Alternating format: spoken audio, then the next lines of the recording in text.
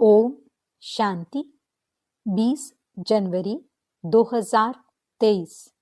मीठे प्यारे बाबा के आज के मधुर महावाक्य। आज की मुरली के कुछ विशेष पॉइंट्स। आज बाबा हमें समझाते कि हम बच्चों को देह में रहते देह के बंधन से न्यारा रहना है, अशरीरी बनने का अभ्यास करना है। यदि कोई बीमारी आदि होती है तो उस समय भी बाप की याद में रहना है। शरीर निर्वाह अर्थ कर्म करते हुए भी एक बेहद के माता पिता को ही श्वासों श्वास याद करना है। बाबा कहते ऊंच पद पाने के लिए हमें स्वयं भी पढ़ना है और दूसरी आत्माओं को भी पढ़ाना है। अब हम पारलौकिक माता पिता के बच्चे बने हैं, इसलिए हमें बहुत बहुत मीठा, रॉयल, पीसफुल, नॉलेजफुल और ब्लिसफुल रहना है। पीस में रहकर ही हम पीस स्थापन कर सकते हैं। बाबा कहते जिन बच्चों की रमणीकता में भी रूहानियत होती है, जो व्यक्ति, समय, संगठन, स्थान और वायुमंडल के अनुसार ही वाचा में आते हैं, उन्हें ही कहेंगे मर्यादा पुरुषोत्तम। तो चलिए सुनते हैं आज की बाबा की मीठी प्यारी मुरली। ओम शांति। बाबा कहते मीठे बच्चे, तुम पीस स्थापन करने के निमित्त हो, इसलिए बहुत बहुत पीस में रहना है। बुद्धि में रहे कि हम बाप के अडॉप्टेड बच्चे आपस में भाई बहन हैं। प्रश्न, पूरा सरेंडर किसे कहेंगे? उनकी निशानी क्या होगी? उत्तर, पूरा सरेंडर वह जिनकी बुद्धि में रहता कि हम ईश्वरीय माँ बाप से पलते हैं। बाबा, ये सब कुछ आपका है, आप हमारी पालना करते हो। भल कोई नौकरी आदि करते हैं, लेकिन बुद्धि से समझते हैं यह सब बाबा के लिए है। बाप को मदद करते रहते, उससे इतने बड़े यज्ञ की कारोबार चलती, सबकी पालना होती। ऐसे बच्चे भी अर्पण बुद्धि हुए। साथ साथ पद ऊंचा पाने के लिए पढ़ना और पढ़ाना भी है। शरीर निर्वाह अर्थ कर्म करते हुए बेहद के माता पिता को श्वासों श्वास याद करना है। गीत ओम नमो शिवाय, ओम शांति। यह गीत तो है गायन, वास्तव में महिमा सारी है ही ऊंचे ते ऊंचे परमात्मा की, जिसको बच्चे जानते हैं और बच्चों द्वारा सारी दुनिया भी जानती है कि माता पिता हमारा वही है। अब तुम माता पिता के साथ कुटुंब में बैठे हो। श्री कृष्ण को तो माता पिता कह नहीं सकते, भल उनके साथ राधे भी हो तो भी उनको माता पिता नहीं कहेंगे, क्योंकि वह तो प्रिंस प्रिंसेस हैं। शास्त्रों में यह भूल है। अब यह बेहद का बाप तुमको सभी शास्त्रों का सार बताते हैं। भल इस समय सिर्फ तुम बच्चे सम्मुख बैठे हो, कोई बच्चे भल दूर हैं, परंतु वह भी सुन रहे हैं। वे जानते हैं कि माता पिता हमको सृष्टि के आदि मध्य अंत का राज समझा रहे हैं और सदा सुखी बनाने का रास्ता व युक्ति बता रहे हैं। यह हूबहू जैसा घर है। थोड़े बच्चे यहाँ हैं, बहुत तो बाहर हैं। यह है ब्रह्मा मुख वंशावली, नई रचना है। वह हो गई पुरानी रचना। बच्चे जानते हैं कि बाबा हमको सदा सुखी बनाने आए हैं। लौकिक माँ बाप भी बच्चे को बढ़ाकर स्कूल में ले जाते हैं। यहाँ बेहद का बाप हमको पढ़ा भी रहे हैं, हमारी पालना भी कर रहे हैं। तुम बच्चों को अब एक के बिगड़ दूसरा कोई रहा ही नहीं है। माँ बाप भी समझते हैं ये हमारे बच्चे हैं। लौकिक कुटुंब होगा तो 10-15 बच्चे होंगे, 2-3 शादी की होगी। यहाँ तो यह सब बाबा के बच्चे बैठे हैं। जितने भी बच्चे पैदा करने हैं सो अभी ही ब्रह्मा मुख कमल द्वारा करने हैं। पीछे तो बच्चे पैदा करने ही नहीं है, सभी को वापस जाना है। ये एक ही अडॉप्टेड माता निमित्त है। ये बड़ी वंडरफुल बात है। यह तो जरूर है, गरीब का बच्चा समझेगा कि हमारा बाप गरीब है, साहूकार का बच्चा समझेगा कि हमारा बाप साहूकार है। वह तो अनेक माँ बाप हैं, यह तो सारे जगत का एक ही माता पिता है। तुम सभी जानते हो कि हम उनके मुख से अडॉप्ट हुए हैं। ये हमारा पारलौकिक माँ बाप है। ये आते ही पुरानी सृष्टि में है, जब मनुष्य बहुत बहुत दुखी होते हैं। बच्चे जानते हैं कि हमने इस पारलौकिक माता पिता की गोद ली है। हम सब आपस में भाई बहन हैं, दूसरा कोई हमारा संबंध नहीं है। तो भाई बहन को आपस में बहुत मीठा, रॉयल, पीसफुल, नॉलेजफुल, ब्लिसफुल बनना चाहिए। जबकि तुम पीस स्थापन कर रहे हो तो तुमको भी बहुत पीस में रहना चाहिए। बच्चों को यह तो बुद्धि में होना चाहिए कि हम पारलौकिक बाप के अडॉप्टेड बच्चे हैं। परम धाम से बाप आए हैं, वह है दादा, ग्रैंडफादर। यह दादा बड़ा भाई है। जो पूरा सरेंडर हैं वो समझेंगे हम ईश्वरीय माँ बाप से पलते हैं। बाबा, ये सब कुछ आपका है, आप हमारी पालना करते हो। जो बच्चे अर्पण होते हैं उनसे सभी की पालना हो जाती है। भल कोई नौकरी करते हैं तो भी समझते हैं ये सब कुछ बाबा के लिए है, तो बाप को भी मदद करते रहते हैं। नहीं तो यज्ञ की कारोबार कैसे चले। राजा रानी को भी माता पिता कहते हैं, परंतु वह फिर भी जिस्मानी माता पिता हुए। राजमाता भी कहते हैं तो राजपिता भी कहते हैं। ये फिर हैं बेहद के। बच्चे जानते हैं कि हम माता पिता के साथ बैठे हैं। यह भी बच्चे जानते हैं कि हम जितना पढ़ेंगे और पढ़ाएंगे उतना ऊंच पद पाएंगे।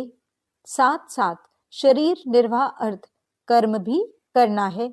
यह दादा भी बुजुर्ग है। शिव बाबा को कभी बूढ़ा व जवान नहीं कहेंगे। वह है ही निराकार। यह भी तुम जानते हो कि हम आत्माओं को निराकार बाप ने अडॉप्ट किया है और फिर साकार में है ये ब्रह्मा। अहम आत्मा कहती हैं हमने बाप को अपना बनाया है। फिर नीचे आओ तो कहेंगे हम भाई बहनों ने ब्रह्मा को अपना बनाया है। शिव बाबा कहते हैं तुम ब्रह्मा द्वारा हमारे ब्रह्मा मुख वंशावली बने हो। ब्रह्मा भी कहते हैं तुम हमारे बच्चे बने हो। तुम ब्राह्मणों की बुद्धि में श्वासों श्वास यही चलेगा कि यह हमारा बाप है, वह हमारा दादा है। बाप से जास्ती दादे को याद करते हैं। वह मनुष्य तो बाप से झगड़ा आदि करके भी दादे से प्रॉपर्टी लेते हैं। तुमको भी कोशिश करके बाप से भी जास्ती दादे से वर्षा लेना है। बाप जब पूछते हैं तो सभी कहते हैं हम नारायण को वरेंगे। कोई कोई नए आते थे, पवित्र नहीं रह सकते तो वह हाथ नहीं उठा सकते। कह देते माया बड़ी प्रबल है। वह तो कह भी नहीं सकते कि हम श्री नारायण को व लक्ष्मी को वरेंगे। देखो जब बाबा सम्मुख सुनाते हैं तो कितना खुशी का पारा चढ़ता है। बुद्धि को रिफ्रेश किया जाता है तो नशा चढ़ता है। फिर किसी किसी को वह नशा स्थायी रहता है, किसी किसी में कम हो जाता है। बेहद के बाप को याद करना है, 84 जन्मों को याद करना है और चक्रवर्ती राजाई को भी याद करना है। जो मानने वाले नहीं होंगे उनको याद नहीं रहेगी। बाप दादा समझ जाते हैं कि बाबा बाबा कहते तो हैं परंतु सच सच याद करते नहीं हैं और न लक्ष्मी नारायण को वरने लायक हैं। चलन ही ऐसी है। अंतर्यामी बाप हर एक की बुद्धि को समझते हैं। यहाँ शास्त्रों की तो कोई बात ही नहीं। बाप ने आकर राजयोग सिखाया है, जिसका नाम गीता रखा है। बाकी तो छोटे मोटे धर्मों वाले सब अपना अपना शास्त्र बना लेते हैं, फिर वह पढ़ते रहते हैं। बाबा शास्त्र नहीं पढ़े हैं, कहते हैं बच्चे मैं तुमको स्वर्ग की राह बताने आया हूं। तुम जैसे अशरीरी आए थे वैसे ही तुमको जाना है।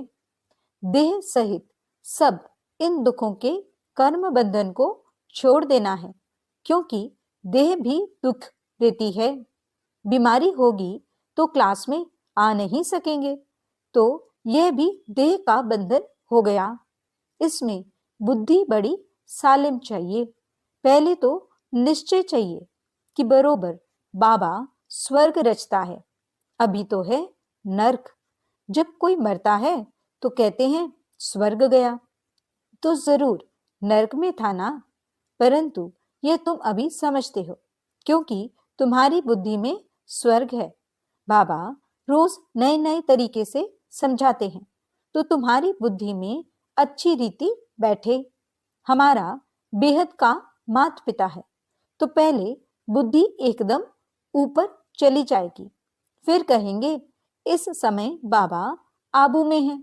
जैसे यात्रा पर जाते हैं तो बद्रीनाथ का मंदिर ऊपर रहता है, पंडे ले जाते हैं। बद्रीनाथ खुद तो ले चलने लिए नहीं आता है, मनुष्य पंडा बनते हैं।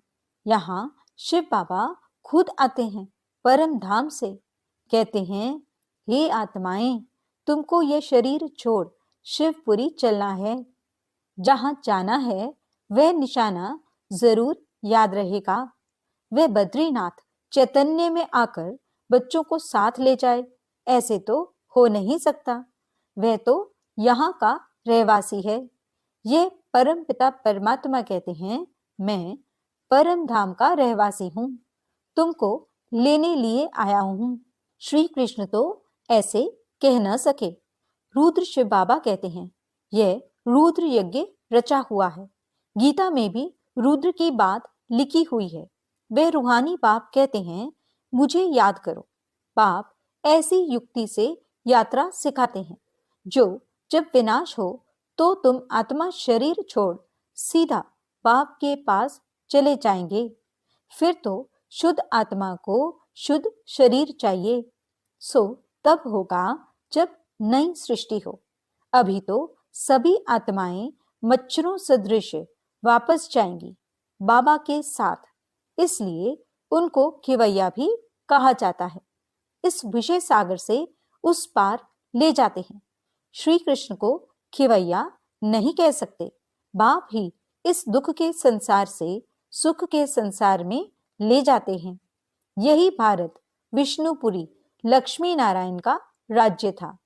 अब रावणपुरी है। रावण का चित्र भी दिखाना चाहिए। चित्रों से बहुत काम लेना है। जैसे हमारी आत्मा है वैसे बाबा की आत्मा है, सिर्फ हम पहले अज्ञानी थे। वह ज्ञान का सागर है।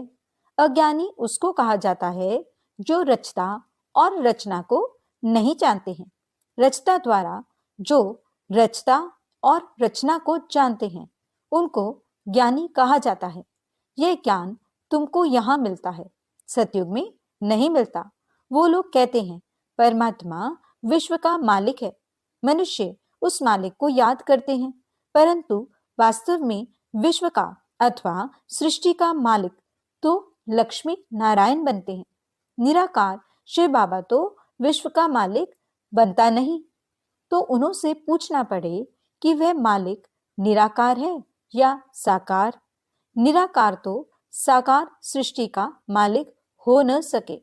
वह है ब्रह्मांड का मालिक। वही आकर पतित दुनिया को पावन बनाते हैं।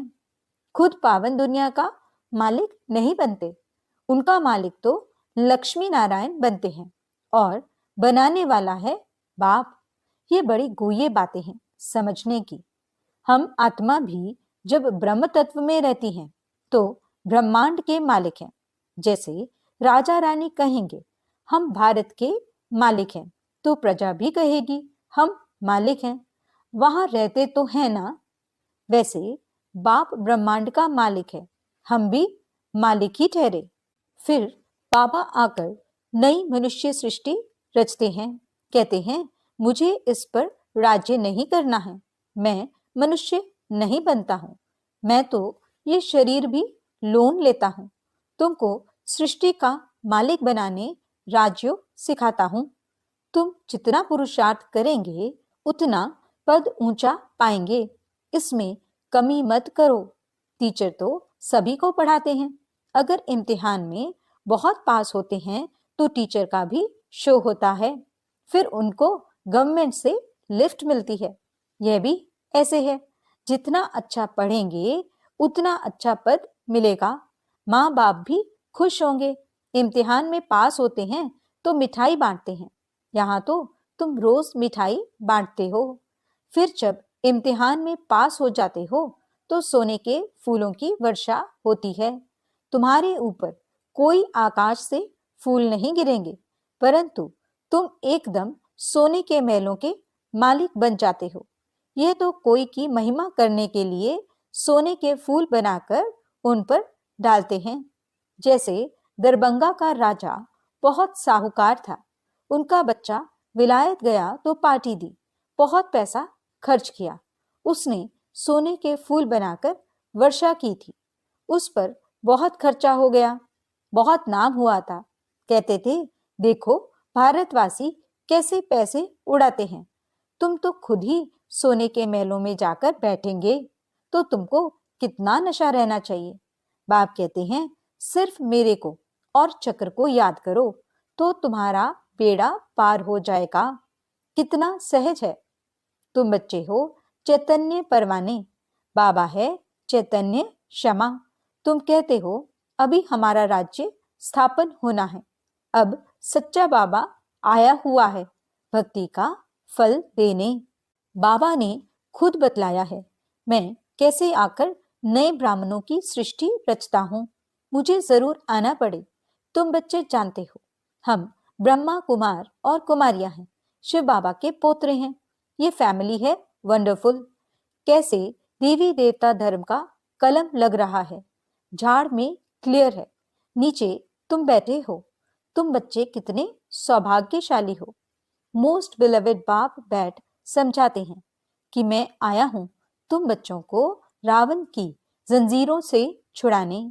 रावण ने तुमको रोगी बना दिया है, अब बाप कहते हैं मुझे याद करो, अर्थात शिव बाबा को याद करो, इससे तुम्हारी ज्योति जगेगी, फिर तुम उड़ने लायक बन जाएंगे। माया ने सबके पंख तोड़ डाले हैं। अच्छा, मीठे मीठे सिकिलदे बच्चों प्रति माता पिता बाप दादा का याद प्यार और गुड मॉर्निंग। रूहानी बाप की रूहानी बच्चों को नमस्ते। हम रूहानी बच्चों की रूहानी बाप दादा को दिल व जान सिक व प्रेम से नमस्ते नमस्ते नमस्ते जी। गुड मॉर्निंग बाबा, शुक्रिया बाबा। धारणा के लिए मुख्य सार। पहला पॉइंट, बुद्धि को सालिम बनाने के लिए देह में रहते देह के बंधन से न्यारा रहना है, अशरीरी बनने का अभ्यास करना है, बीमारी आदि के समय भी बाप की याद में रहना है। दूसरा पॉइंट, पारलौकिक माता पिता के बच्चे बने हैं, इसलिए बहुत बहुत मीठा, रॉयल, पीसफुल, नॉलेजफुल और ब्लिसफुल रहना है। पीस में रह पीस स्थापन करनी है। वरदान, रूहानियत के साथ रमणीकता में आने वाले मर्यादा पुरुषोत्तम भव। कई बच्चे हंसी मजाक बहुत करते हैं और उसे ही रमणीकता समझते हैं। वैसे रमणीकता का गुण अच्छा माना जाता है, लेकिन व्यक्ति, समय, संगठन, स्थान, वायुमंडल के प्रमाण रमणीकता अच्छी लगती है। यदि इन सब बातों में से एक बात भी ठीक नहीं तो रमणीकता भी व्यर्थ की लाइन में गिनी जाएगी और सर्टिफिकेट मिलेगा कि ये हंसाते बहुत अच्छा है लेकिन बोलते बहुत है। इसलिए हंसी मजाक अच्छा वह है जिसमें रूहानियत हो और उस आत्मा का फायदा हो, सीमा के अंदर बोल हो, तब कहेंगे मर्यादा पुरुषोत्तम। स्लोगन: सदा स्वस्थ रहना है तो आत्मिक शक्ति को बढ़ाओ। अच्छा, ओम शांति।